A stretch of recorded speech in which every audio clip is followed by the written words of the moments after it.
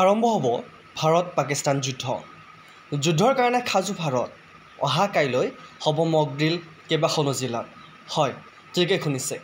ইতিমধ্যে পেহেলগামত হৈ যোৱা ঘটনাক কেন্দ্ৰ কৰি আমাৰ ভাৰত চৰকাৰৰ তৰফৰ পৰা পাকিস্তানক প্ৰত্যুত্তৰ দিবলৈ ইতিমধ্যে ভাৰত সাজু। আজি হ'ল 6 মে'। সকলোকে স্বাগতম জনাইছোঁ বিশ্বাসী মধু ইউটিউব চেনেলটোলৈ। আপোনালোকে যদি আমাৰ চেনেলত আজি প্ৰথমবাৰ নতুন হৈছে, চেনেলটো এতিয়ালৈকে ছাবস্ক্ৰাইব কৰি দিয়া নাই, চেনেলটো ছাবস্ক্ৰাইব কৰি নিজক কৰি ল'ব।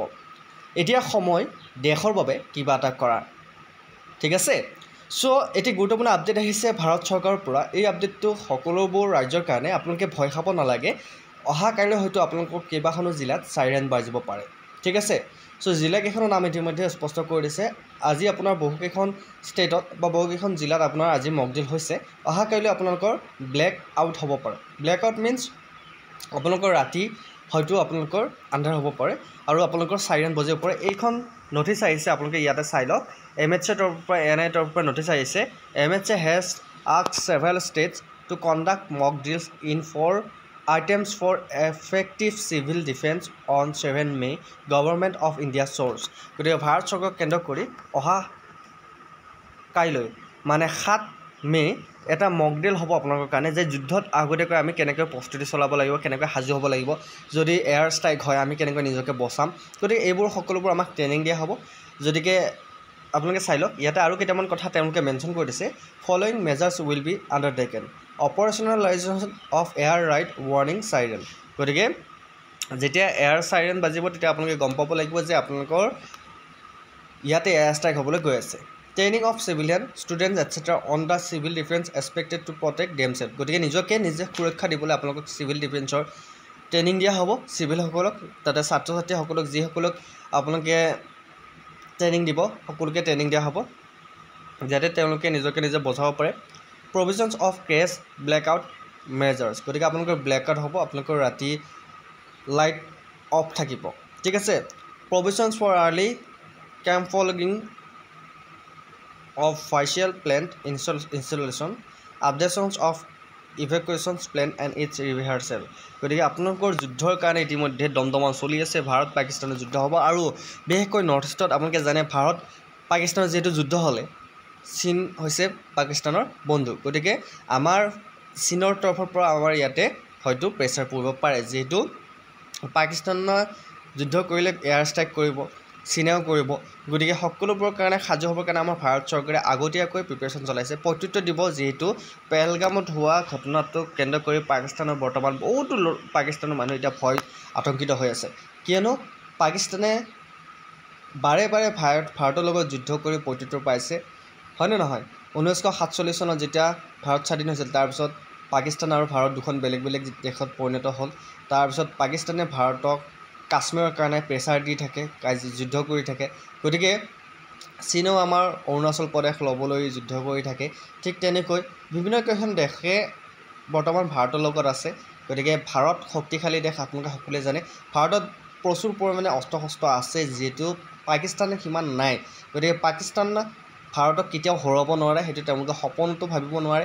গতিকে আমি সদায় সাজু, যুদ্ধৰ কাৰণে সাজু। কিন্তু যুদ্ধই এখন দেশক বহুত পিছ পেলাব পাৰে, এইটো এটা দূষিত কাৰণ আপোনালোকে জানে যুদ্ধ হ'লে আপোনালোকৰ যিবোৰ উন্নত হৈছে দেশখনত, সেই উন্নত দেশখন বহুত পিছ পৰি যায়। গতিকে একচুৱেলি যুদ্ধ নহ'ব লাগে, কিন্তু পাকিস্তানৰ যি বুৰ্বকামী, পাকিস্তানৰ যি বাৰে বাৰে আমাৰ ভাৰতক কেন্দ্ৰ কৰি যি আক্ৰমণ, সেই আক্ৰমণৰ প্ৰত্যুত্তৰ নিশ্চয় দিব লাগিব। নহ'লে আমি যদি প্ৰত্যুত্তৰ নিদিওঁ, আমাক তেওঁলোকে ভয়াতুৰ বুলি ভাবিব। গতিকে ভাৰত বা আমাৰ ভাৰতবাসী কেতিয়াও ভয়াতুৰ নহয়। আমাৰ ইণ্ডিয়ান আৰ্মি শক্তিশালী।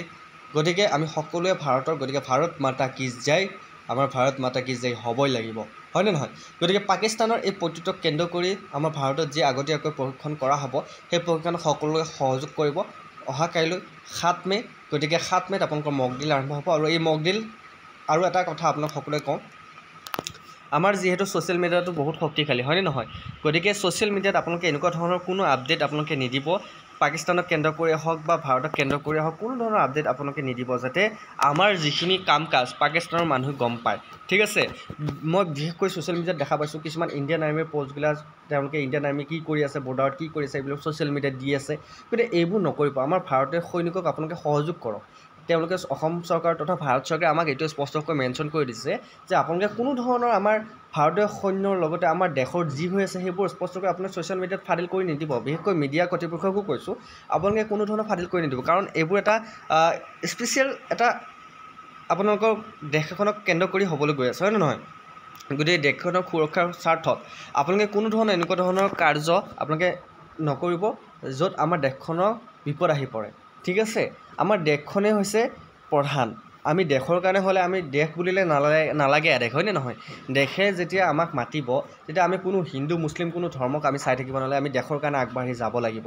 আৰু ভৱিষ্যতেও আমি দেশৰ কাৰণে যাম, আৰু আগতেও ইতিহাসত সাক্ষী আছে আমাৰ দেশৰ কাৰণে হিন্দু মুছলিম সকলোৱে লাগিছে। গতিকে এতিয়া আমি ভাগ বতৰা নিজকে নিজে কৰাতকৈ আমি পাকিস্তানৰ হৈ আমি নিজকে নিজে কেনেকৈ মোকাবিলা কৰিম, আমি নিজকে নিজে শক্তিশালী কৰিব লাগিব। আৰু এই যিবোৰ ছ'চিয়েল মিডিয়া আপডেট আপোনালোকে দিলে এবাৰ ভাবি চাব যে এই আপডেটটোৱে আমাৰ ভাৰতক কিবা অনিষ্ট কৰিব নেকি। কাৰণ বহুতো ল'ৰা ছোৱালী মই এনেকুৱা দেখা পাইছোঁ, উঠি অহা ল'ৰা ছোৱালীয়ে নাজানে যে কিবা এটা পষ্ট কৰি দিয়ে তেওঁলোকে ভাবে যে আমাৰ লাইক কমেণ্ট আহিলে আমাৰ ভাল হ'ব, কিন্তু একচুৱেলি কিছুমান লাইক কমেণ্টৰ কাৰণে আমাৰ নিজকে নিজে বিপদ মাতি আছোঁ। শত্ৰুপক্ষই আমাক বাৰে বাৰে চাই থাকে, বিশেষকৈ শত্ৰুপক্ষই আৰ্মি বা ডাঙৰ ডাঙৰ বিষয়াসকলক তেওঁলোকে টাৰ্গেট নকৰে। তেওঁলোকক টাৰ্গেট কৰিলে একো নাপায়। কাক টাৰ্গেট কৰিব? সাধাৰণ মানুহসকলক টাৰ্গেট কৰিব। তেওঁলোকে জানে আমাৰ জনসাধাৰণ কিমান বুৰ্বক, হয়নে নহয়? আমাৰ জনসাধাৰণে যিকোনো বস্তু আজিকালি ব্লগৰ নামত আপলোড কৰে, ছ'চিয়েল মিডিয়াত যিকোনো বস্তু আপলোড কৰে। গতিকে এইবোৰ এটা ইনফৰ্মেশ্যন, তেওঁলোকৰ কাৰণে এইটো এটা ইনফৰ্মেশ্যন। গতিকে আপোনালোকৰ ৰাজ্যত বা আপোনালোকৰ ডিষ্ট্ৰিক্ট যদি কিবা এটা হৈ আছে, কোনো কাৰণত আপুনি ছ'চিয়েল মিডিয়াত আপলোড নকৰিব, আপলোড কৰাৰ পৰা বিৰত থাকক। কাৰণ বৰ্তমান এইবিলাক এটা সূক্ষ্মভাৱে আপুনি ৰাখিব লাগিব, গোপনীয়ভাৱে ৰাখিব লাগিব, যাতে শত্ৰুপক্ষই আমাক কোনো কাৰণত যাতে আমাক চান্স ল'ব নোৱাৰে, আমাৰ ভিতৰুৱা কথা যাতে গম নাপায়, এইবোৰ আপোনালোকে মন কৰিব লাগিব। কাৰণ আমাৰ দেশখনৰ প্ৰধানমন্ত্ৰী আৰু দেশখনৰ গৃহমন্ত্ৰীৰ লগতে আমাৰ ভাৰতীয় সেনাই কিমান কৰিব, আমি সহযোগ নকৰিলে তেওঁলোকে কেনেকৈ কৰিব? তেওঁলোকতো বৰ্ডাৰত লাগি থাকিব, আমাৰ ভিতৰ পক্ষ আমি চাব লাগিব। ঠিক আছে, চ' এইখিনি আপডেট আপোনালোকৰ কাৰণে আছিল। অহাকাইলৈ যদি চাইলেণ্ট বাজে আপোনালোকে ভয় নাখাব। অহাকাইলৈ আপোনালোকৰ যুদ্ধৰ কাৰণে যিটো প্ৰেক্টিছ হ'ব, মক ড্ৰিল হ'ব, যে যুদ্ধ হ'লে কেনেকৈ চাইলেণ্ট বাজিলে আমি বহুতে গম নাপাওঁ, আমাৰ এক্সপিৰিয়েঞ্চ হোৱা নাই। আগতে আমাৰ ককা আইতাই যুদ্ধৰ কথা গম পাইছিল, হয়নে নহয়? এতিয়া আমি নতুন প্ৰজন্মই নাজানো যে এইটো চাইৰেন কিয় বাজিছে। কিছুমানে এনে ভয় খাব, আৰু কিছুমানে হয়তো যেতিয়া যুদ্ধৰ সময়ত চাইৰেন বাজিব গমেই নাপাব, এনেই বাজিছে বুলি ভাবিব। গতিকে এইটো এটা ট্ৰেইনিং দিব আপোনালোকক। এই ট্ৰেইনিংটো আপোনালোকে সকলোৱে ল'ব, আৰু ট্ৰেইনিংটোত আপোনালোকে বহুত কথা শিকাব। গতিকে সকলোকে মোৰ ফালৰ পৰা শুভেচ্ছা জ্ঞাপন কৰিছোঁ। যিহেতু ভাৰত পাকিস্তানৰ যুদ্ধ হ'লে আমি সদায় আমাৰ ভাৰতীয় হৈ থাকিব লাগিব। ভাৰত আমাৰ প্ৰধান দেশ আৰু আমি ভাৰতৰে, হয়নে নহয়? গতিকে জয় হিন্দ, জয় অসম। সকলোৱে ভয় নাখাব, সকলোৱে আগবাঢ়ি যাব। যদি যুদ্ধ হয় আমি সদায় ভাৰতৰ লগত থাকিম আৰু নমৰলৈকে থাকিম। ঠিক আছে, চ' সকলোৱে নিজকে নিজে প্ৰতিশ্ৰুতি দিব যে কোনো কাৰণত আৰু দেশৰ ভিতৰৰ বস্তু আমি ছ'চিয়েল মিডিয়াত আপলোড নকৰোঁ। ঠিক আছে, চ' আজিলৈ মানে উন্নতি ভিতৰত আকৌ লগ পোৱাৰ প্ৰতিশ্ৰুতি। জয় হিন্দ, জয় অসম।